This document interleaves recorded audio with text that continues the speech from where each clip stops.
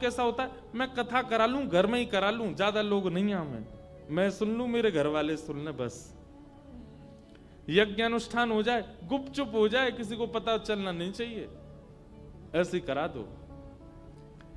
पंढरपुर गए, मुझे वीवीआईपी दर्शन करा दो, मैं मेरे बच्चे दर्शन करके चले जाएं, बाकियों से उसको मतलब नहीं। मतलब वो लक्ष्मी का व्यय करता तो है भगवत सेवा में, पर अपना, अपनी पत्नी का, अपने बच्चों का, अपने परिवार का ध्यान रख के करता है, बस सर्वांगीण विकास के भावना से नहीं। वो मध्यम है। और उत्तम व्यक्ति तो अभी हमने बताया, जो सबके लिए लक्ष्मी को सुलभ करा करके ठाकुर जी से ब्याह में तो सबको बुलाया जाता है ना, ब्याह में सबको बुलाया जाता है, चोरी में सबको नहीं बुलाया जाता। चोरी कभी ऐसी सुनी कि पूरे नगर को इनविटेशन दिया, आज रात हम डांका डालने चाह रहे, चलो सबरे चलो। एक एक घर से एक एक बालक निकल के आओ, ऐसे कौन जाता है चोरी? चोरी तो चोरी से ही जाते हैं, एक दो लोग ही जाते हैं। तो आप जिस नगरी में रहते हैं ये महालक्ष्मी की नगरी है, और महालक्ष्मी के प्रति ये तीन भाव है, उत्तम, मध्यम और अधम। उत्तम पुत्री मानता है, मध्यम मां मानता है, और अधम पत्नी मानता है। आज तक रावण का केवल एक ही दोष है बेचारे का, कि उसने लक्ष्मी को पत्नी बनाने का प्रयास किया, हजारों लाखों सालों से पुतला जल रहा है उसका।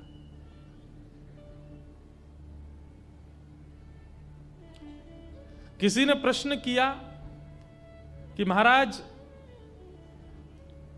रावण ने तो सीता जी का स्पर्श भी नहीं किया था, उसका तो हम पुतला जलाते हैं, और दुर्योधन ने तो चीरहरण तक किया था द्रौपदी का, उसका हम कुछ भी नहीं करते। दुर्योधन ने चीरहरण किया, ठाकुर जी ने दुर्योधन को जो दंड देना चाहिए था वो दिया, लेकिन रावण ने पत्नी बनाने का प्रयास किया सीता जी को। उसकी भावना यही थी, वो रोज आकर के यही कहता था, राम को भूल जाओ, मुझसे ब्याह करो, मेरे से विवाह करो, मैं तुम्हें अपनी अर्धांगिनी बनाना चाहता हूं, लंका की तुमको महारानी बनाना चाहता हूं। लक्ष्मी को उसके नाथ से दूर करके अपना स्वामित्व अधिकार उस पर डालना, ये जघन्य पाप है, और उस पाप का आज तक दंड भोग रहा है रावण। आज भी दशहरा के दिन जलाया जाता है। इसलिए लक्ष्मी को या तो मां मानो या फिर पुत्री मानो। अभी तक तो आप मां ही मानते होंगे, एक बार मेरे कहे से लाली मान के दर्शन करो। ये लाली हैं, ये छोटी सी लाली हैं, और हम इनके पिता हैं। हमें चाहिए कि इनका और इनके पति का, इनके होने वाले वर यानी पंडरीनाथ का मिलन हो।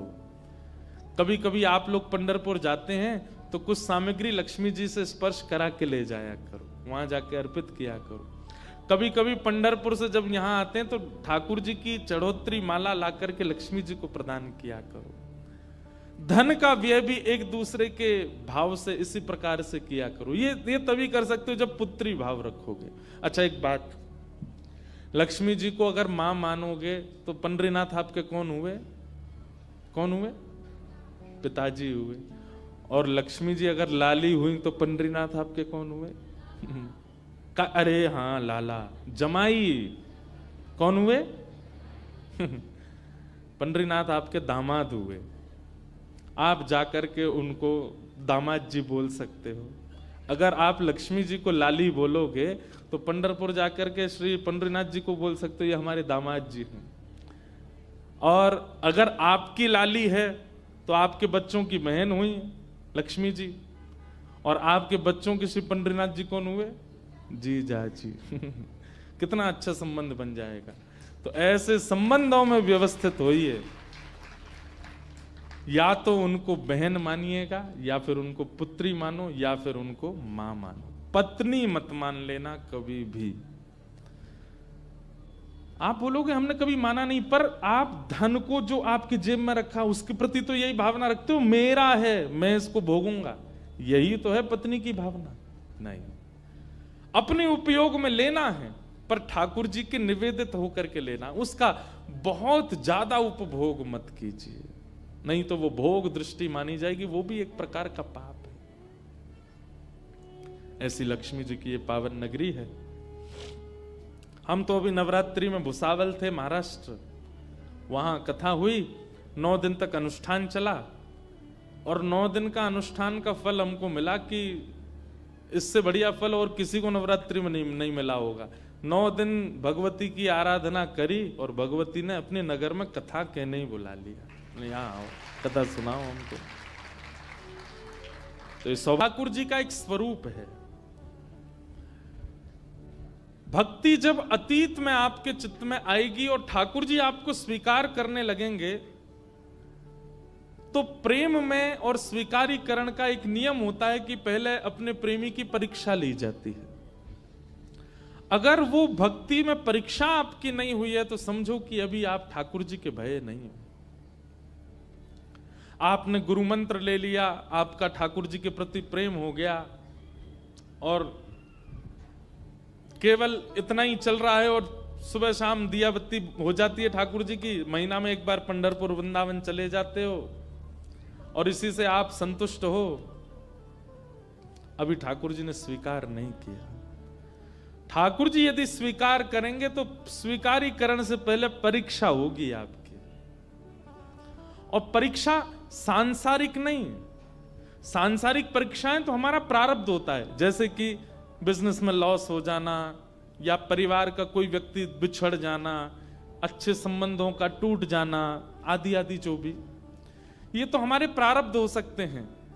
पर कई बार हमारे प्रारब्ध भक्ति में भी अपनी टांग अड़ाने लग जाए, हमारी भक्ति छूटने लग जाए, नाम जब छूटने लग जाए, दर्शन छूटने लग जाए, भाव खत्म होने लग जाए, लोग हमारी भक्ति पर ही प्रश्न चिन्ह उठाने लग जाएं। मतलब किसी भी प्रकार से परीक्षा में आपकी भक्ति बीच में फंस जाए, तब समझो कि ये परीक्षा कोई और नहीं, ठाकुर जी ले रहे हैं। और उस समय आपको कैसे रहना है ये भक्तों से सीखिए। परीक्षा सबकी हुई है। एक भक्त आप मुझे ऐसा बता दीजिएगा, हम 4 दिन में चैलेंज कर रहे हैं, किसी एक ऐसे भक्त का नाम बताइए जिसकी परीक्षा नहीं हुई हो और उसने ठाकुर जी को प्राप्त कर लिया। हम बताएं नाम, मैं और आप। हमारी परीक्षा नहीं हुई है अभी तक। हम परीक्षा कहां हुई है अभी तक? हमसे तो ठाकुर जी कभी कभी नेक टेढ़ी नजर करते हैं, उतने में तो हम कांपने लग जाते हैं। पर ठाकुर जी को दया आ जाती, छोड़ो रहने दो भैया, ये इतने में इसकी हालत खराब हो रही है, कहीं प्रचंड कर दिया तो ये तो पधारे ही जाएगा। एक दिन डिप्रेशन हो जाए तो अगले दिन तो हम लोग सुसाइड करने की सोचने लग जाते हैं। ठाकुर जी कहते हैं भले आदमी तू खा पी मस्त रहे, नहीं लेनी मुझे परीक्षा। सच में मुझे ऐसा कभी कभी अनुभव होता है कि हम अभी परिपक्व हैं ही नहीं कि हम परीक्षा दे सकें, इसलिए ठाकुर जी लेते भी नहीं है।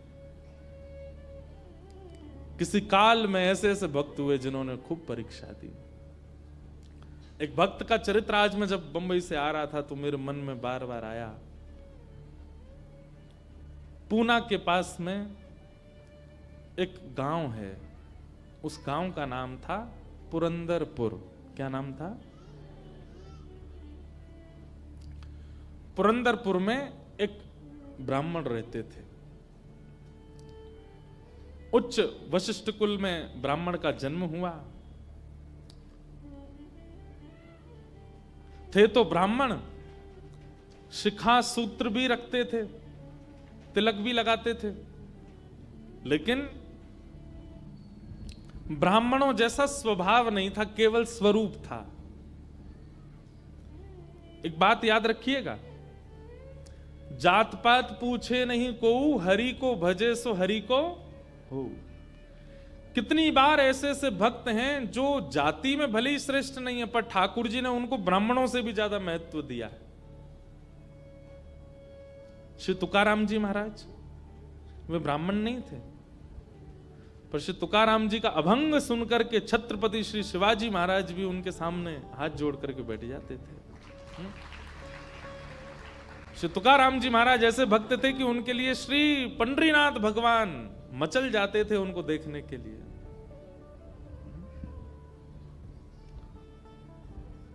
चोखो मेला पंढरपुर के पास भक्त हुए, उनका चरित्र मैंने कहा है। कैसे अद्भुत भक्त, श्रेष्ठ जाति के नहीं थे संसार के लिए, पर ठाकुर जी के लिए। ठाकुर जी आप किस वर्ण में जन्मे हो इससे ठाकुर जी को ज्यादा फर्क नहीं पड़ता, पर जहां भी जन्मे हो आपका स्वभाव कैसा है वो ठाकुर जी देखते हैं, आपका व्यवहार कैसा, आपकी विचारधारा कैसी। तो ये उन भक्तों के लिए जिनका स्वभाव अच्छा नहीं है, जिनका व्यवहार अच्छा नहीं है, जिनके विचार अच्छे नहीं है, वो भक्त बहुत ध्यान से सुनिएगा इस कथा को। तो पुणे के पास में एक गांव है पुरंदरपुर, वहां पर एक ब्राह्मण रहते थे। स्वरूप ब्राह्मणों का था पर स्वभाव वैश्यों का। वैश्य मतलब हमारे बनिया भाई लोग, उनके जैसा उनका व्यवहार था। कैसा? व्यापार करते थे, धन देते थे उस पे, क्या बोलते हैं उसको, ब्याज पे, ब्याज पे धन देते थे लोगों को, और अपना गल्ला खोल रखा था, गल्ले पे बैठते थे। ब्राह्मण का नियम है संध्योपासन करना चाहिए, यज्ञ करना चाहिए, अध्ययन करना चाहिए, ग्रंथों का अवलोकन करना चाहिए, पर ये सब कुछ नहीं करते थे। सुबह उठे, केवल तिलक लगाया, स्नान करके चोटी शिखा बांधी और सीधे अपने गल्ले पे पहुंच जाते थे। उनको दिन भर का यही, क्या देना है देते रहो। और इन सबके साथ साथ महाकंजूस, खूब धनवान थे। भगवान की कृपा से उन पर ब्याज का इतना धन आता था कि वो पूरे पुरंदरपुर गांव को अकेले भोजन करा सकते थे। पर इतने कंजूस थे, इतने कंजूस थे, दूध में अगर मक्खी भी गिर जाती तो दूध छान के पी जाते थे, और मक्खी को यूं पकड़ करके उसके भी 2-4 बूंद छींटा जो दूध के होते थे उनको भी लेके पी जाते थे। दूध का क्या बिगड़े, इतने कंजूस। और कंजूसाई की हद तो तब पार हो गई, उनकी पत्नी का नाम था सरस्वती देवी। क्या नाम था? तो सरस्वती देवी जो थी, उनके पिताजी ने इसीलिए ब्याह किया कि भाई ये विप्रदेव जो हैं बड़े धनवान हैं, बेटी खुश रहेगी हमारी। तो सरस्वती देवी का ब्याह हो गया। उनकी मां ने, पिता ने जितने गहने दिए, ब्याह के अगले दिन ही, सब लोग इधर देखो, बहुत ध्यान से सुनो कथा। ब्याह के अगले दिन ही सुबह सुबह ब्राह्मण देवता उठे, देवी सुनो, सबरे गहने उतारो अपने। बोले क्यों? अरे देखो कितनी अच्छी नक्काशी की है इसमें, कितने अच्छे से तुम्हारे कुंडल बने हैं, कितने अच्छे तुम्हारे गले के हार बने हैं, हाथ के तुम्हारे बढ़िया कंगन कड़ूला, रोज पहनोगी तो घिस जाएंगे, उतार दो सबको। पत्नी ने भारी भारी सामान सब उतार दिए, कानों के कुंडल, नाक की बाली और गले का एक मंगलसूत्र रहने दिया, हाथ के कंगन रहने दिए, पैरों की पाजेब और पायल रहने दी। लेकिन पुरंदर, ये अपने ब्राह्मण देवता जो थे, इनको वो भी अच्छे नहीं लगते थे। रोज अपनी पत्नी को, तो क्यों इनको पहन के घूमती है, उनको दे दो, अंदर तिजोरी में रख दूं मैं। पत्नी कहती है तो सौभाग्य है, ये तो पहनने दिया कीजिए। महाराज कहते कहते 6 महीना हो गए, रोज टोकते। अब तो ये स्थिति में आ गए कि पत्नी के हाथ का भोजन नहीं करते थे। वो रोटी बनाती, बोले मुझे नहीं पाना, और अपनी दुकान पर जाके वो दुकान के बालक से कहते अपने घर से बनवा ला। दोनों भावना थी, एक तो नाराज थे पत्नी से कि गहने क्यों नहीं उतार रही है, दूसरा बढ़िया है घर का आटा बचेगा। इतने कंजूस। पत्नी बोली क्या करे, रात में बोली आप कैसे मानेंगे, बोले ये उतार दो जितने पहन रखे हैं। उसने कान के कुंडल भी उतार दिए, हाथ के कड़ूला भी उतार दिए, पाजेब भी उतार दी, गले का मंगलसूत्र भी उतार दिया। सब बिल्कुल कोरी हो गई बेचारी। केवल नाक की एक नथ रहने दी उसने। बोले एक तो रहने दीजिए, कम से कम इससे पता तो चले कि मैं सौभाग्यवती हूं। भाई सारे गहने उतार देना मां के लिए अशुभ होता है। पतली सी एक नाक में वो नथ भी नहीं थी, छोटी सी एक कील जैसी थी। उसके लिए भी बोले कि रात में तो उतारी दिया करो इसको भी। इतने कंजूस। सब उतार दिया। पत्नी बेचारी साड़ी में और केवल एक नथ लगा करके, मांग में सिंदूर भर के, बिंदी लगा के ऐसे घूमती थी। शादी ब्याहों में जबरदस्ती नहीं जाते थे, एक दिन पहले अपने आप को बुखार में हूं ऐसा बोल देते थे, क्योंकि गहने निकाल के देने पड़ेंगे, पहन के जाएगी। इतने कंजूस। कभी कभी जो व्यक्ति अति में संसारी होता है ना, ठाकुर जी को उस पे भी बड़े मजे आते हैं देखने में। ठाकुर जी कहते हैं, मतलब एक बात हमारी सुनना बहुत ध्यान से, इधर देखना सब लोग। कई लोग ऐसे होते हैं, और आजकल ज्यादातर ऐसे होते हैं कि भक्ति में भी हैं और संसार में भी हैं। अभी उनको पता चला कि कोल्हापुर में कथा चल रही, तो कथा में भी आ रहे हैं, और 4 दिन बाद का उनका रिजर्वेशन भी है कि कब हमको क्लब जाना है, कब पार्टी करनी है, कब उल्टा सीधा खाना है, वो भी उनका फिक्स है। हमारी बात बहुत कान खोल के सुन लीजिएगा, ऐसों का उद्धार कभी नहीं हो सकता जो ना इधर के हैं ना उधर के। हम अपनी कथा में स्पष्ट कहते हैं, एक थौर पकड़ो, या तो ठाकुर जी को ही पकड़िए, और संसार में अगर जाना बहुत रुचिकर लगता है तो उसी को ही पकड़िए, ये बीच में मत घूमा कीजिए। कथा हुई तो यहां आ गए, और कभी कुछ उल्टे सीधे काम हुए तो वहां भी चले गए। अब पी भी लेते हैं, खा भी लेते हैं, कथा भी तो सुनते हैं। ऐसों का तो कभी उद्धार नहीं हो सकता। इसलिए एक ठौर पकड़ो, या तो वहीं के ही रहो, पूरे खाओ पियो आनंद करो, या फिर कथा के ही रहो। वैष्णव हो जाने का कम से कम इतना तो आप पालन कर सकते हैं कि जहां भगवत चर्चा नहीं है, जहां भगवदीय लोग नहीं है, जहां पर ऐसी व्यवस्था नहीं है, वहां से थोड़ा परहेज करो, वहां नहीं जाना है। आपको क्या पता कौन सी व्यवस्था, कौन सा भाव आपके चित्त को परिवर्तित कर दे। तो इसलिए हमारी प्रार्थना है, ये बीच के मत रहिए, इधर उधर घूमते रहते हैं, एक तरफ जाइए, एक तरफ पकड़िए। संसार अच्छा लगता है तो पूरे पूरे जाओ वहीं पे।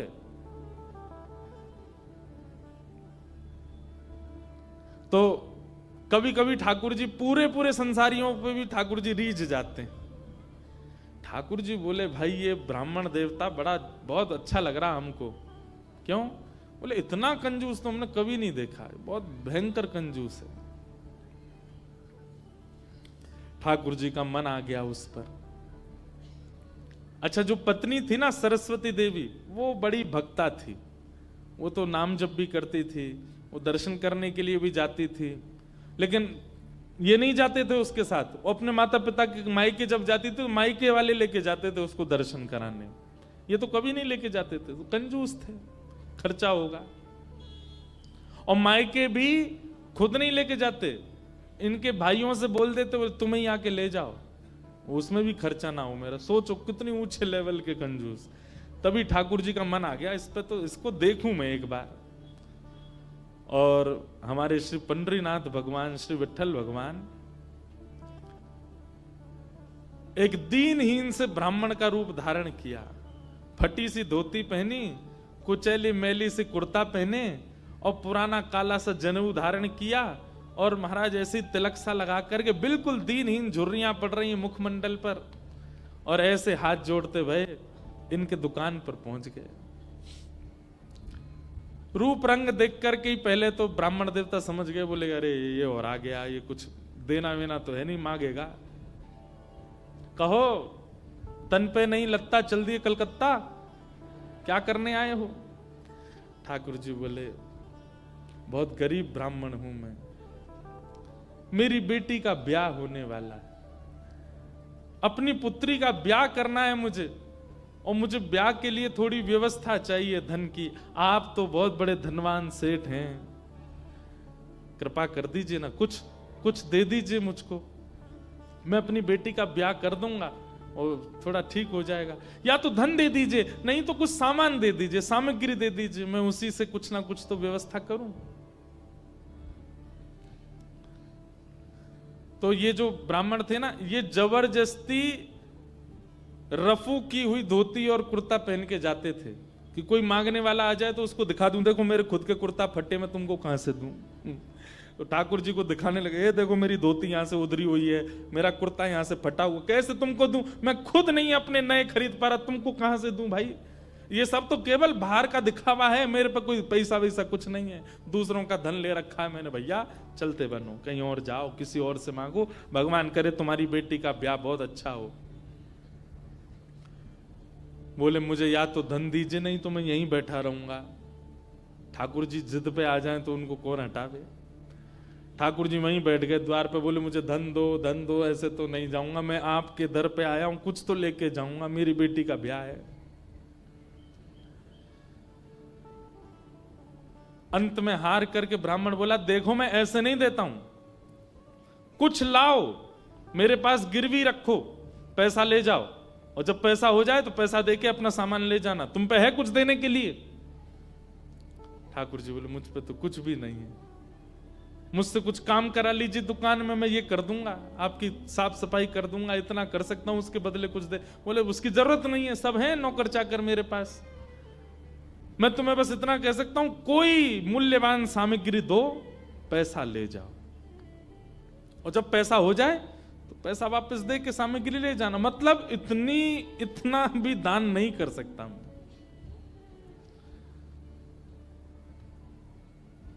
ठाकुर जी बोले ठीक है, मैं जाता हूं, कुछ ढूंढ के लाता हूं। ठाकुर जी भी इतने खेलते हैं, ठाकुर जी जैसा खिलाड़ी नहीं है दुनिया में, इतना बड़ा खिलाड़ी कोई नहीं हो सकता। ठाकुर जी गए उस ब्राह्मण देवता के घर, और घर जाकर के द्वार पे खड़े होकर रोने लगे। इतना रोए, भीतर से सरस्वती देवी निकल के आई। अरे अरे अरे अरे ब्राह्मण देवता, आप इतना रो क्यों रहे हैं, क्या बात है? छोटी सी मेरी लाली बड़ी हो गई है, उसका ब्याह के लिए मैं बहुत दिन से वर ढूंढ रहा था, बड़ी मुश्किल से एक लड़का मिला है, अपनी बेटी का ब्याह करना है। बहुत जगह ठोकरें खा के मांगा मैंने, मुझे किसी ने सहायता नहीं दी, अंत में तुम्हारे द्वार आया हूं, यहां भी नहीं मिला, बेटी को क्या मुंह दिखाऊंगा, यहीं प्राण त्याग दूंगा, जहर मेरी जेब में ही रखा है। सरस्वती देवी तो बेचारी बड़ी भावुक, भक्त का इस स्वभाव है कि वो दूसरे की पीड़ा देख ही नहीं पाएगा, तब समझो वो भक्त है। जो दूसरे की पीड़ा देख ले और देख करके भी बिल्कुल उसका मन घबराए ना, मन बिल्कुल नेत्र सजलना हो, समझना उसमें भक्ति भाव उचित है नहीं। सरस्वती देवी तो रोने लगी, आंखें लाल पड़ गई, बोले भगवान मेरा मन, अगर मुझ में सामर्थ्य होती मैं पूरा घर आपको दे देती, पर मैं क्या करूं? मेरे पतिदेव इतना प्रतिबंध लगा के रखते हैं कि मैं स्वयं ऐसे रहती हूं, मैं आपको क्या दूं? ठाकुर जी तो इतने ही पछाड़ खा के गिर पड़े, अरे हाय राम, अब तो मैं जहर खाना ही पड़ेगा, निकालू कहां है? सरस्वती देवी रुकी रुकी रुकी, ऐसा मत कीजिए भगवान, चरण पकड़ूं आपके, मेरे पास एक ही वस्तु है। और तुरंत अपनी नाक की जो कील थी वो निकाली, और निकाल करके बोले ये ले जाइए, इससे थोड़ा बहुत धन आपको मिल जाएगा, स्वर्ण की है, आप अपनी बेटी का ब्याह तो नहीं कर पाएंगे पर कुछ व्यवस्था तो हो जाएगी आपकी।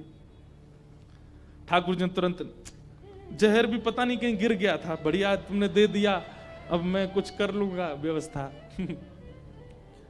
ठाकुर जी वो कील उसकी नाक की ले ली और सीधे गए उस ब्राह्मण की दुकान पर। देखो कितने उद्यमी हैं ठाकुर जी, और उसके दुकान पर जाके सीधा ले ले, और इसके बदले अब ला पैसा दे मुझको, तू कह रहा था ना कुछ सामान दो, उसके बदले पैसा मिलेगा, ये ले सोने की कील नाक की, धर ले अपने पास, ला पैसा दे।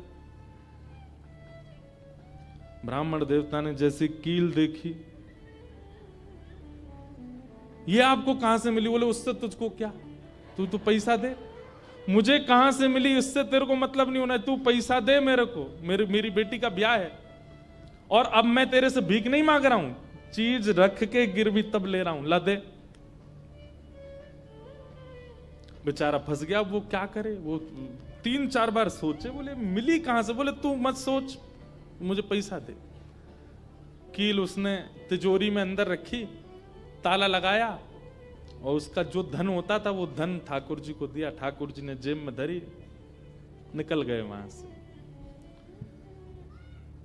ब्राह्मण ने अपनी भुजा ऊपर करी, बोले इसको बताता हूं, ये बहुत दानवीर बनती है अपने मन में, मैंने इसको बोला था एक कील पहने, वो तो बहुत अच्छी कृपा मुझ पर ठाकुर जी की, जो मैंने इसके सारे गहने उतरवा दिए, नहीं तो सब दान कर देती, एक कील छोड़ी वो भी दान कर दी किसी को।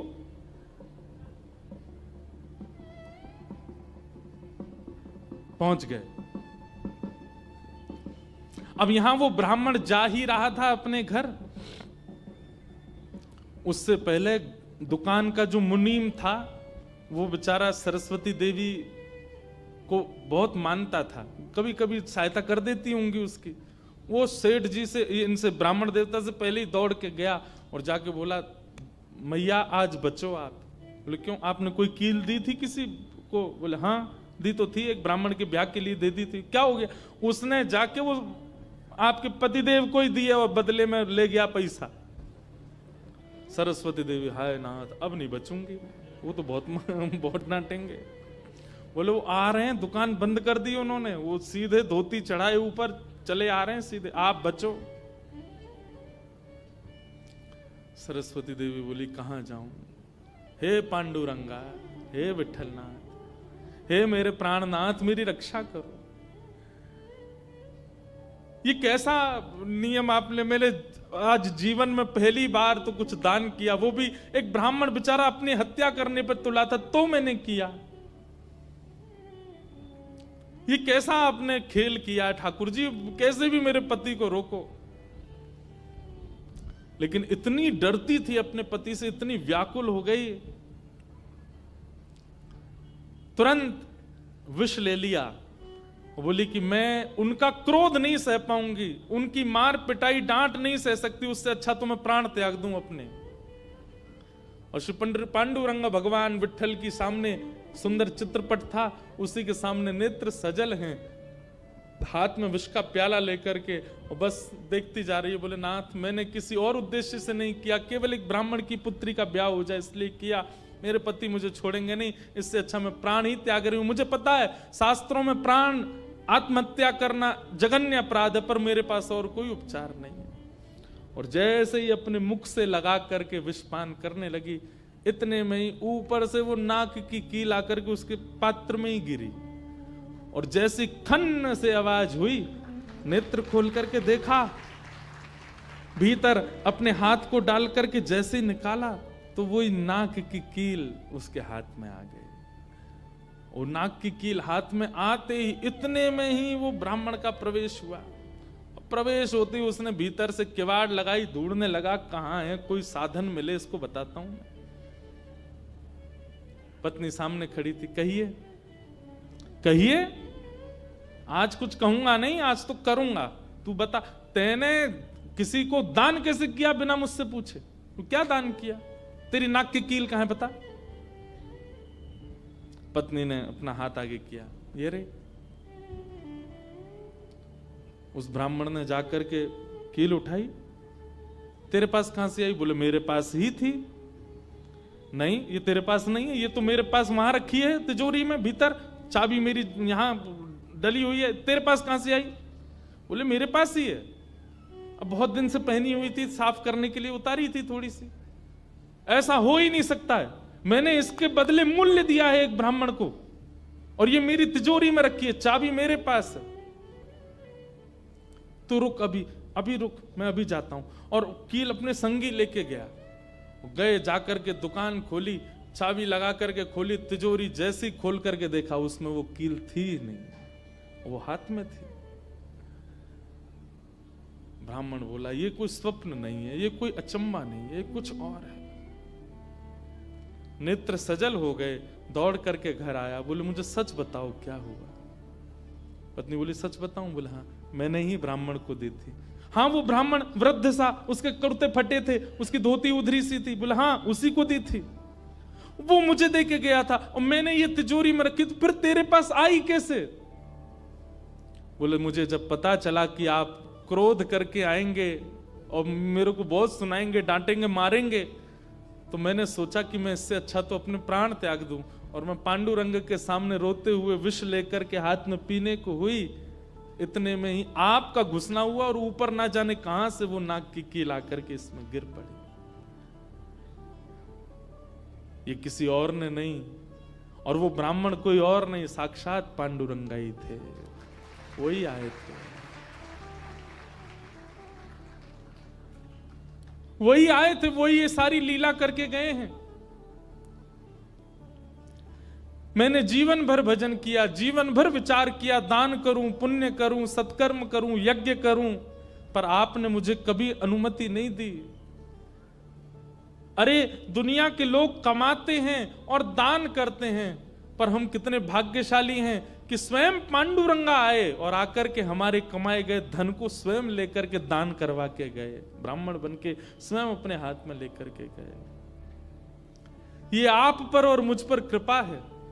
उसी समय ब्राह्मण ने मन में सोचा, मैंने जीवन में एक कार्य भी अच्छा नहीं किया, मैंने जीवन में एक कृत्य भी ऐसा नहीं किया जिससे ठाकुर जी मुझसे प्रसन्न हो, लेकिन मैं इतना अधम, इतना पापी, इतना दुष्ट, इतना अयोग्य, फिर भी मुझे ठाकुर जी ने इस योग्य समझा। और योग्य क्या समझा, मेरी दुकान पर आकर के ठाकुर जी याचना कर रहे थे कि मैं कुछ दे दूं। मैं कितना बड़ा दुर्भाग्यशाली कि ठाकुर जी मेरे द्वार पर आए और मैंने कुछ नहीं दिया उनको, उनसे हट किया, उनसे कहा कि कुछ लेके आओ तभी तुमको दूंगा। मेरी वजह से ठाकुर जी को श्रम सहना पड़ा। कितने कृपालु हैं बंधुओं ठाकुर जी, आपके अवगुण नहीं देखते। मैं एक बात कथा में कहा करता हूं कि मानव में और परमात्मा में अंतर क्या है। मानव वो जो सब अत्यंत गुणवान में भी अवगुण देखता है, और ठाकुर जी कौन, जो अत्यंत अवगुणी में भी एक गुण देख लेते हैं, इसमें ये गुण है। हम आप कैसे हैं, हमारे सामने 100 प्रशंसा कर दी जाए एक व्यक्ति की, और वो व्यक्ति हमारे सामने आ जाए तो हम उससे 5 मिनट मिलने के बाद जब वापस जाएंगे तो वो कहेगा, बताओ कैसा था, अच्छा था ना लड़का, मैंने उसके बारे में तुमको बताया था, अच्छा ठीक था, लेकिन उसमें भी ये कमी थी। हम कमी बहुत जल्दी ढूंढ लेते हैं। और ठाकुर जी अत्यंत अयोग्य, अत्यंत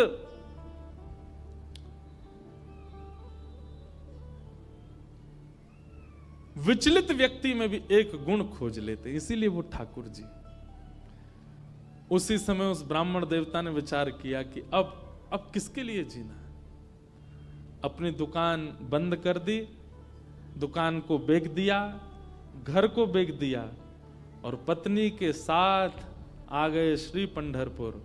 और पंढरपुर में विठल भगवान के आगे आकर के बहुत रोए, याचना करने लगे, नाथ मेरे दुकान पर आप खड़े हो गए आकर के, और मैंने आपको इस प्रकार से दुत्कार दिया, इस प्रकार से आपको कर दिया। बहुत रोए।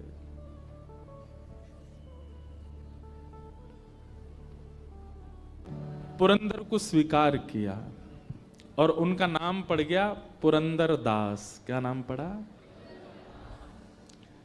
क्योंकि वो पुरंदरपुर के निवासी, इसलिए उनका मूल नाम तो कुछ और ही था, पर उनको सब पुरंदर दास कहते थे। श्री पुरंदर दास जी, आप नित्य भगवान के सामने जाते और श्री पंडरीनाथ भगवान से जाके कहते मुझे दंड दीजिए। कोई भक्त ठाकुर जी से कह सकता है मुझे दंड दो भैया, नहीं ठीक करो इसको? कोई कह सकता है? कोई नहीं। हम लोग तो केवल ठाकुर जी से सुख की कामना करने वाले लोग हैं, कभी ठाकुर जी से कष्ट नहीं मांग सकते।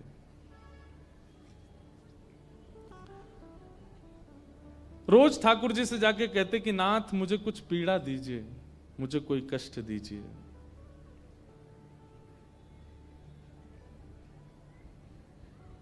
कोई कष्ट दो, कोई पीड़ा दो। एक दिन ठाकुर जी पुरंदर दास के स्वप्न में आए और स्वप्न में आकर के बोले, रोज मांगते हो कष्ट दो, कष्ट दो, क्या कष्ट दें? बोले बस दे दीजिए जो उचित लगे, मुझे एक दंड भोगना है। मैंने आपको पीड़ा दी थी, आप मेरे द्वार पर आए और मैंने आपको पीड़ा दी, नाथ मुझे दंड दीजिए।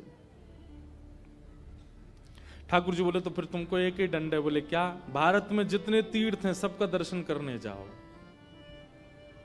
और सब जगह जाकर के जैसे हमारे सामने पद गाते हो वैसे सारे ठाकुरों के पद बना बना करके गाओ, सबको सुना के आओ। तो श्री पुरंदर दास जी अपनी पत्नी सहित भारत भ्रमण पर निकले। जितने तीर्थ हैं भारत के सब जगह गए, सब जगह दर्शन करके आए।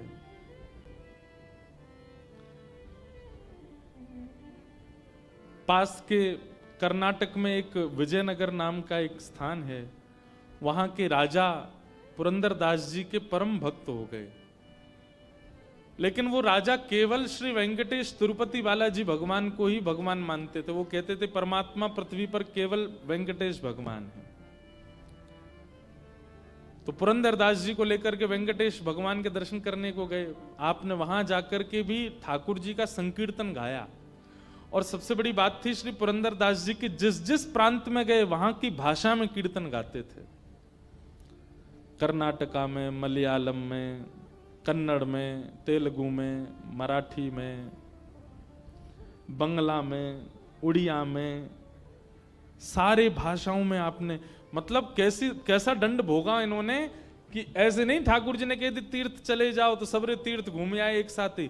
उस तीर्थ में जाते, वहां तीर्थ में जाके वहां की जो भाषा है उस भाषा को सीखते और फिर उस भाषा को सीख के वहां की भाषा में एक पद बनाते, पद ठाकुर जी को निवेदित करके तब अगले तीर्थ में जाते। ऐसे श्री पुरंदरदास जी ने अपने दंड को स्वीकार किया। कितनी बड़ी बात है। हमारे यहां कैसा होता है, समझ में आए बात तो ताली बजाओ, नहीं तो सुन लो। हमारे यहां कैसा होता है कि हमें अगर माता पिता दंड देते हैं, हम उसमें भी ये सोचते हैं कि इसमें और क्या छूट मिल सकती है हमें। बच्चों को कई बार स्कूल में पनिशमेंट मिलता है, चलो हाथ खड़े करके बाहर चले जाओ। टीचर को लगता है बाहर भेज देना बहुत घातक है, इस बच्चे को थोड़ी अंदर फील होगी कि मुझे क्लास से बाहर कर दिया। पर बाहर जाके बच्चा बड़ा खुश होता है, वो हाथ नीचे और कर लेता है, और कभी यूं से यूं कर लेगा, ऐसे से ऐसे कर लेगा। हमको भी खूब पनिशमेंट मिले ना स्कूल में। क्लास में खड़े रखना वो ज्यादा घातक है, क्योंकि हाथ नीचे होता है तो टीचर चिल्लाते हैं सीधे करो। इससे बढ़िया तो बाहर भेज दे, बढ़िया है, नजारा दिखता रहता है, ठंडी हवा लगती रहती है, आने जाने वाले बच्चों से थोड़ी बातचीत भी हो जाती है।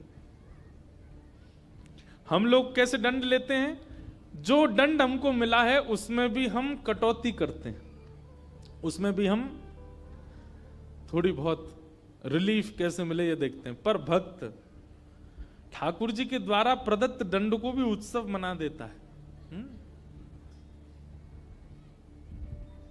पुरंदरदास जी ने उस दंड को उत्सव मना दिया। ठाकुर जी ने कहा हर तीर्थ का दर्शन करके आओ, भारत में जितने तीर्थ हैं सब जगह जाओ। उस तीर्थ में जाते और इतने दिन रहते कि वहां की भाषा आ जाए, और फिर उस भाषा में एक पद बनाते, ठाकुर जी को निवेदित करते, निवेदित करने के बाद फिर प्रणाम करके अगले तीर्थ में जाते। एक अच्छा खासा समय तीर्थ में व्यतीत करते। ऐसे श्री पुरंदर जी। दुनिया के लिए नहीं गाना है, दुनिया के लिए नहीं नाचना है, दुनिया के लिए ना रोना है, दुनिया के लिए ना चलना है, दुनिया के लिए ना सजना है ना संवरना है। ये सारे गुण केवल ठाकुर जी के लिए करना। गाना भी उन्हीं के लिए, नाचना भी उन्हीं के लिए, हंसना भी उन्हीं के लिए, हंसाना भी उन्हीं के लिए, सजना भी उन्हीं के लिए, सब कुछ उन्हीं के लिए करो। यही भक्त का स्वरूप होता है।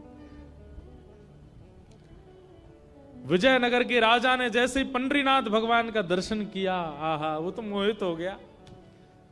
वो कहते हैं फिर लीला हुई, ठाकुर जी फिर कुछ दिन विजयनगर में विराजे उस राजा के सुख के लिए।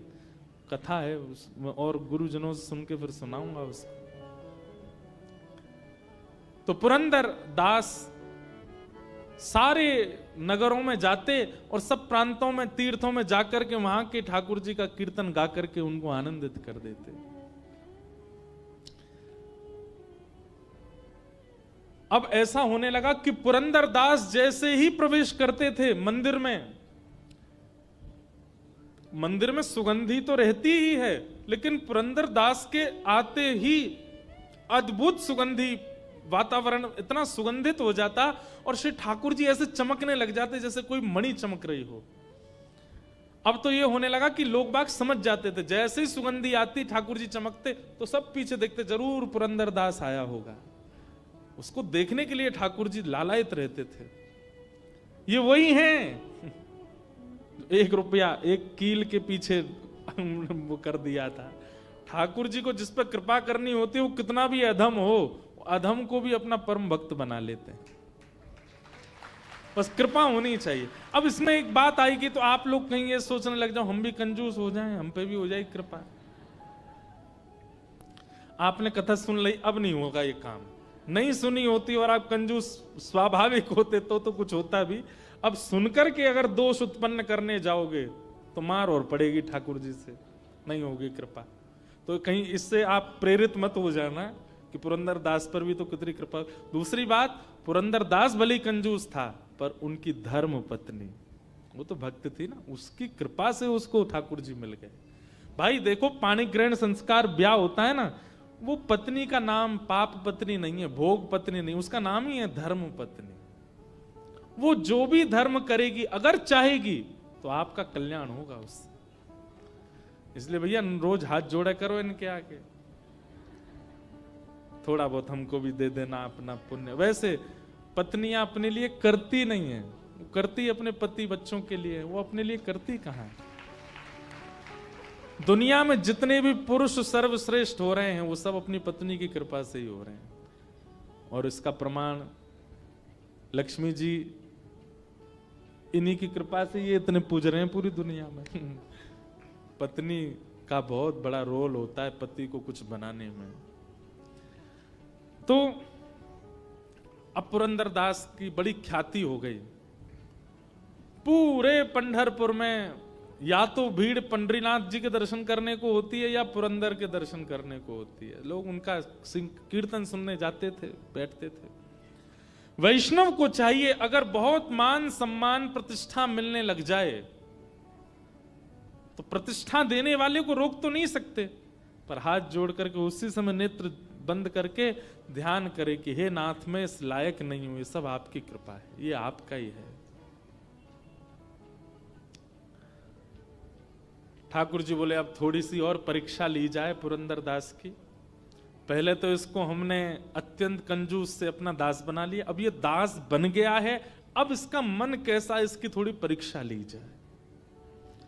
तो पंढरपुर में एक नृत्यांगना थी, एक नृत्य करने वाली, बहुत अच्छा नृत्य करती थी वो। उसका नृत्य देखने के लिए बड़े बड़े दूर से लोग और कुछ मनचले लोग ही जाते हैं देखने के लिए।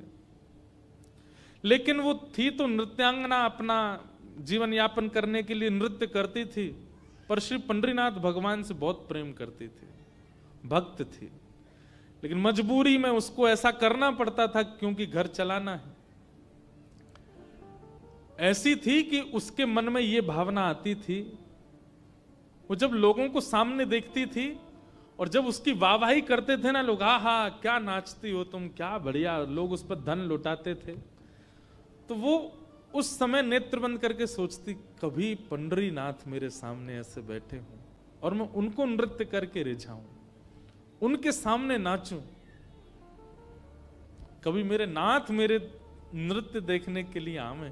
और वो रोज पंढरपुर जाती, पंडरीनाथ विठल भगवान का दर्शन करके उनसे यही प्रार्थना की कि कभी आप मेरा नृत्य देखने आओ। वैसे है वो पवित्र नृत्य तो नहीं है, लेकिन नाथ मेरा भाव बहुत पवित्र है, कभी मेरे नृत्य में आप पधारो। तो पंडरीनाथ के पास में बहुत लंबा निमंत्रण था, बहुत दिनों से निमंत्रण था। ठाकुर जी बोले भाई ये रोज हमको निमंत्रण देके जाती है, एक दिन चलें इसके नृत्य में, थोड़ा देख के आवे। ठाकुर जी बोले ऐसे गए तो हो गया काम, क्या करें। तो बैठे बैठे ठाकुर जी बोले ओहो इस नृत्यांगना का निमंत्रण है बहुत दिनों से और पुरंदर दास की हमको परीक्षा भी लेनी है। तो ठाकुर जी ने पुरंदर दास का ही रूप धारण किया और पुरंदर दास का रूप धारण करके उस नृत्यांगना का नृत्य देखने गए ठाकुर जी। महाराज जैसे ही पुरंदर दास का उस सभा में प्रवेश हुआ, सब हक्का बक्का रह गए और सबके मुंह पे आता, अरे ये पुरंदर दास यहां। औरों की तो चले क्या, वो नृत्यांगना भी रुक गई, पुरंदर दास है नृत्य देखने आए। तो जो खा पी रहे थे लोग वो सब सतर्क हो गए, सब सम्मान करते थे उनका, थोड़े दूर खड़े हो गए, सब हाथ जोड़ करके सबने मुंह पोंछा, अपने हाथ वाथ धो लिए, भैया पुरंदर दास आए, कुछ कहने आए होंगे। नृत्यांगना भी रुक गई एक कोने में जाकर के, बोले ये क्यों आए, कुछ समाचार देने आए, कुछ कहने आए, उपदेश करने आए, कीर्तन सुनाने क्यों आए हैं? पुरंदरदास बोले कहाँ बैठते हैं लोग? अच्छा इनमें बैठते हैं। तुरंत एक मसनद ली, उस पर ऐसे हाँ नाचो, तुम नाचती क्यों नहीं, हम तुम्हारा नृत्य देखने आए। और वहां सब लोग राम राम राम राम, सुबह भक्ति करता है, मंदिर में जाके करताल बजाता है, मंजीरा पीटता है, बता नृत्य देखने आया। लेकिन वो नृत्यांगना जो थी ना, उसके नेत्र सजल हो गए। बोले हरि तो नहीं आए लेकिन हरिजन आए हैं, ये जरूर मेरे पंडरीनाथ ने भेजे होंगे। एक बात कहें भैया, हरि यदि प्रसन्न हो गए तो हरि प्रसन्न हो तो वैकुंठ देत। हरि अगर प्रसन्न होंगे तो वैकुंठ देंगे, लेकिन हरिजन यदि प्रसन्न हो गए तो वो तो हरि को ही दे देंगे आपको। इसलिए हरि प्रसन्न हो इसकी ज्यादा इच्छा मत रखो, हरिजन प्रसन्न हो, हरि के भक्त प्रसन्न हो। नृत्यांगना तो नेत्र सजल हो गए उसके, और वो नृत्य करने लगी और ये भावना करने लगी कि ये हरिजन नहीं, साक्षात मेरे विट्ठल आए हैं आज मेरा नृत्य देखने। वो स्वयं तो नहीं आएंगे, इसलिए पुरंदरदास को भेज दिया है। भावना बहुत ऊंची चीज है बंधुओं। आज इसी भाव से कथा का प्रारंभ किया, तो भावना करना प्रारंभ कीजिए। और नृत्यांगना ने ऐसा नृत्य किया, बहुत सुव्यवस्थित किया, उसमें कुछ किसी भी प्रकार का ओछापन नहीं था नृत्य में, बहुत अच्छा नृत्य किया। और नृत्य करके जब नृत्य में द्रुत गति उसने पकड़ी, पुरंदरदास तो ताली बजाने लगे, पुरंदरदास भी नृत्य करने लगे। अब संग वाले कहे राम राम राम, ये तो क्या जमाना आ गया, कलयुग, घोर कलयुग आ गया है। लोग बाग तो चिढ़ने वाले तो सबके होते हैं भाई, किसी जिसका सम्मान बहुत होता है ना, जिसके बहुत प्रेम करने वाले होते हैं, उससे प्रेम करने वालों से ज्यादा चिढ़ने वाले होते हैं। अब तो वही सब जो पहले से वहां बैठे थे वो दौड़ दौड़ करके गए और नगर के लोगों को निमंत्रण, आओ आओ आओ दिखाएं, तुमको दिखाएं, देखो वहां नृत्यांगना का नृत्य देखने कौन आया। वहां लोग पहले तो अरे नहीं ऐसी जगह हम नहीं जाएंगे, अरे तुम नहीं जाओगे, तुम जिसका सत्संग सुनते हो वो पुरंदरदास बैठा है वहां पे, चलो देखो। सब जाकर के देखें पुरंदरदास को, तो अरे राम ये बैठे यहां पर नृत्य देख रहे हैं। पूरे नगर में हवा की तरह बात फैल गई। कथा के बड़े बड़े पोस्टर लगा दो तो भी आदमी 8:30 के बाद ही आएगा। और कहीं ऐसे कृत्य चलते हों, कहीं तमाशा चल रहा हो, कहीं पर उल्टे सीधे कृत्य चल रहे हों, बिना निमंत्रण के लोग पहुंच जाते हैं, बिना पोस्टर के लोग पहुंच जाते हैं। जगह नहीं बचती महाराज, तिल नहीं रखा जाएगा वहां पे, अड़मड़ के लोग पहुंचते हैं। और बुरा नहीं मानिएगा, माताओं की संख्या सत्संग में ज्यादा, भाइयों की संख्या ऐसी जगह पे ज्यादा होती है, सबसे ज्यादा वहीं पहुंचेंगे। दुर्भाग्य। एक पद मुझे याद तो आ रहा है पर अभी नहीं गाऊंगा, थोड़ी देर में सुनाता हूं। कबीरदास जी का पद मुझे याद दिला देना, कबीरदास जी का पद गाना है, गाऊंगा। तो सब लोग देखने लगे। पुरंदरदास जी बोले वाह वाह वाह वाह, आनंद आ गया, क्या नृत्य किया तुमने, मैं कुछ देना चाहता हूं, कुछ है नहीं मेरे पास, क्या करूं। तो अपना सोने का कड़ूला उतार करके और उसको दे दिया, लो तुम्हारा, और दे करके चले गए। लोग बाग क्या कहें, अरे राम कितना गलत हुआ। लेकिन वो कड़ूला पुरंदरदास का नहीं था, श्री विट्ठल भगवान का था। और दे करके ठाकुर जी तो मंदिर में जाके व्यवस्थित हो गए, परीक्षा भी हो गई और निमंत्रण भी स्वीकार हो गया, दोनों काम कर आए। ठाकुर जी के चक्कर में पड़ मत जाना, किसी दिन बहुत खेलते हैं, इन जैसा खेल कोई नहीं खेलेगा। प्रार्थना तो करना कि एक बार तो खेल के दिखाओ, ठाकुर जी कैसे कहो, ऐसा खेलेंगे महाराज, विराट कोहली वगैरह एक तरफ, ठाकुर जी की बैटिंग के आगे सब पीछे हैं, ऐसा खेलते हैं। अब स्वयं जाकर के रुक्मणी जी से बोले आहा अब बढ़िया नींद आएगी हमको। क्यों? बोले बहुत दिन से बुला रही थी, उसके यहाँ भी हुआ है, वो पुरंदरदास की हमको मन की स्थिति पहचाननी है, वो काम भी कर आए। रुक्मणी जी बोली ऐसा क्या किया? बोले रोहन दो, सूर्योदय होते ही पता चलेगा। दूसरे दिन सूर्योदय हुआ। अब क्या था कि लोग बातें तो बना रहे थे पुरंदरदास की, लेकिन कोई कहीं बड़ी जगह से उछले तो इस पर थोड़ा रोष दिखाया जाए। उस समय फोन तो होते नहीं थे, किसी ने वीडियो बना के वायरल कर दी हो। अब सब आंखों से देखी जिनकी थी वो थी। सब प्रतीक्षा कर रहे हैं बात। आज पुरंदरदास जी अपने घर से निकले, जो प्रणाम करने वाले थे वो भी कह रहे थे पुरंदरदास बोले भाई रामकृष्ण हरि। तो पुरंदरदास बोले ऐसा क्या हो गया भाई, आज ये रामकृष्ण हरि भी नहीं बोल रहा कोई हमसे। लेकिन किसी ने कोई एक्शन नहीं लिया, सब बस उनको नजरअंदाज कर रहे थे। पुरंदरदास बोले होगी कोई बात। अब बात कहां से हुई कि मंदिर जैसे खुला, ठाकुर जी का श्रृंगार हुआ, एक हाथ का कड़ूला नहीं है ठाकुर जी का। पुजारियों ने सारी तिजोरियां देख ली, गर्भगृह पूरा छान मारा, कहीं भी ठाकुर जी का कड़ूला नहीं मिला। अब ये बात निकल के मंदिर से बाहर आई, पूरे नगर में हल्ला हो गया, भैया ठाकुर जी का कड़ूला खो गया है, चोर है कोई, नगर के सारी नाकाबंदी कर दो, बाहर कोई निकलने ना पाए। अगर चोर कहीं भाग गया होगा तो बाहर ढूंढेंगे, अगर अभी भी नगर में तो कहीं भागने ना पाए और सबकी तलाशी ली जाए। कड़ूला चोरी होने की खबर जैसे ही लोगों तक पहुंची तो जो लोग रात में नृत्य में थे वो सब मंदिर पहुंच गए। वैसे कभी मंदिर नहीं जाते थे, आज पहुंच गए। नहा धोकर के तिलक लगा के बाल वाल काट के बोले ठाकुर जी का कड़ूला खोया। बोला हाँ। उसमें 2 शेर बने थे। बोले हाँ। उसमें कुछ ऐसा? बोले हाँ। अरे ये तो कल रात में पुरंदरदास पहन के घूम रहा था। बोले पुरंदरदास वो तो परम भक्त है भगवान। अरे भक्त, गली गली के आदमी से पूछ लो कैसा भक्त है वो, हमने अपनी आंखों से देखा कल उसको।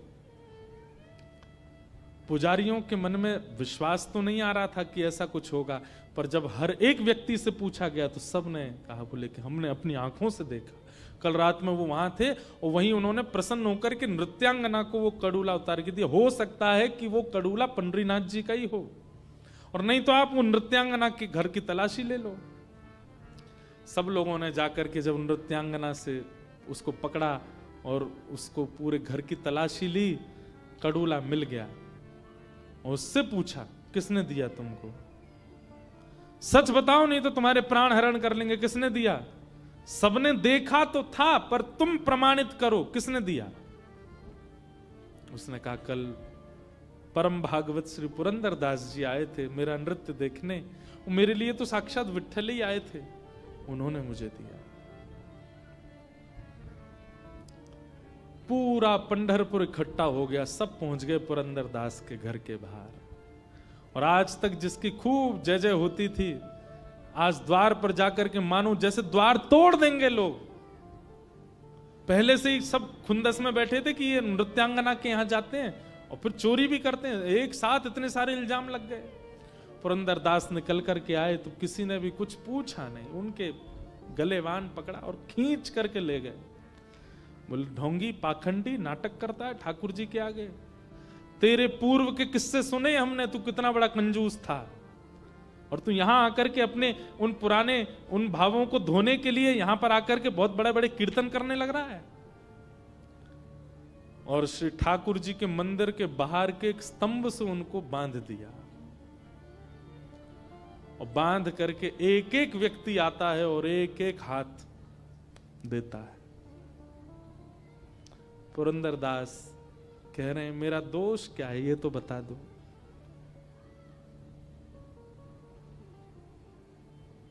लोग कहते हैं तू दोष पूछता है, तुझे नहीं पता तूने क्या किया, और मारो इसको। वही मनचले व्यक्ति जो रात को वहां नृत्यांगना के यहां जाते थे, वे सब आज लाइन में खड़े हैं पुरंदरदास के मारने के लिए।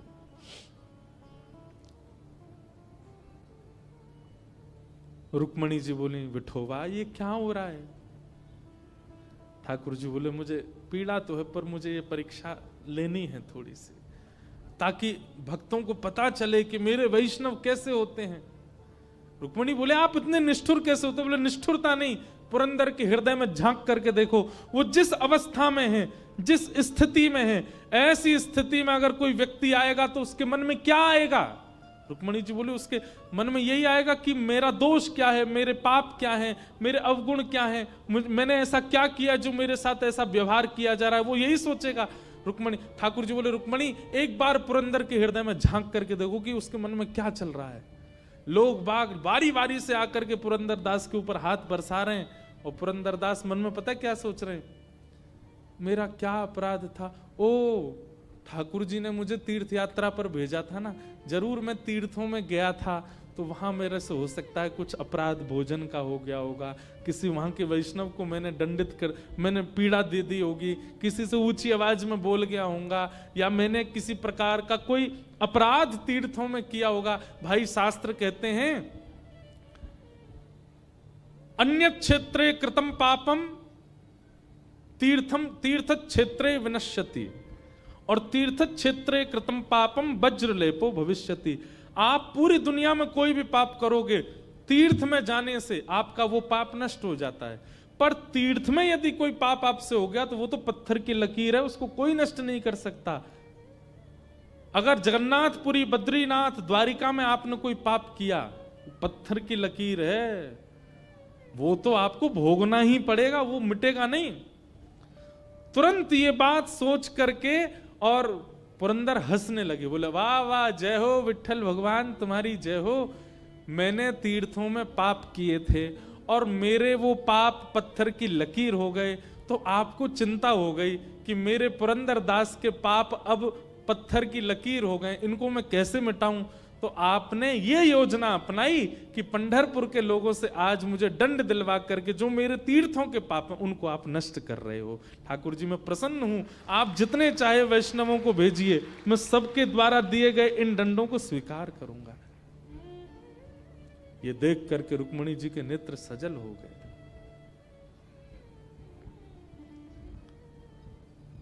सुनने में बहुत आसान लग रहा है बंधुओं, हमारी कोई गलती नहीं होती और हमारी मां यदि बोल देती है ये तू नहीं किया होगा, हम बरस जाते हैं उनके ऊपर। पत्नी की कोई गलती ना हो और पति कुछ कह दे तो पत्नी 4 दिन तक बात नहीं करती पति से। हम लोग एक गलत इल्जाम हम पर लग जाए उसके लिए हम संबंध तक तोड़ने को राजी होते हैं, भाई भाई को छोड़ने को तैयार होता है, पति पत्नी एक दूसरे का त्याग कर देते हैं, बच्चे माता पिता का त्याग कर देते हैं। लेकिन यहां पुरंदर दास को अपना दोष नहीं पता, और ऐसी स्थिति में भी उन पर बरसाए जा रहे हैं सबके हाथ, और वो खुद ही सोच रहे हैं मेरा दोष क्या होगा, और खुद ही सोच रहे हैं कि ये मेरे साथ, मैं तो निवृत्त किया जा रहा हूं, मैंने जरूर दंड पाप किया होगा, विठ्ठल भगवान को चिंता होगी इसका पाप कैसे दूर हो, इसलिए इन सब से पिटवा के मेरा पाप दूर कर रहे हैं। वो तो अच्छा है, मैं पिट लेता हूं। ये श्री पुरंदर दास जब रुक्मणी जी ने देख लिया, पंडरीनाथ भगवान के आगे हाथ जोड़े, मैंने देख लिया नाथ, मैं आपसे प्रश्न करती रहती हूं कि ऐसा क्या है इन भक्तों में, इनका नाम गुणगान गाते हो आप, रात भर करताल बजा करके घुंघरू पहन करके नृत्य करते हो, ऐसा क्या करते हैं भक्त? केवल भोगी तो लगाते हैं, तिलक ही तो अर्पित करते हैं, आपको आके प्रणामी तो कर देते हैं, माला ही तो पहना देते हैं, और क्या करते हैं? आज आपने मुझे दिखा दिया कि भक्त कैसे होते हैं नाथ, अब रोकिए, मुझसे देखा नहीं जा रहा है।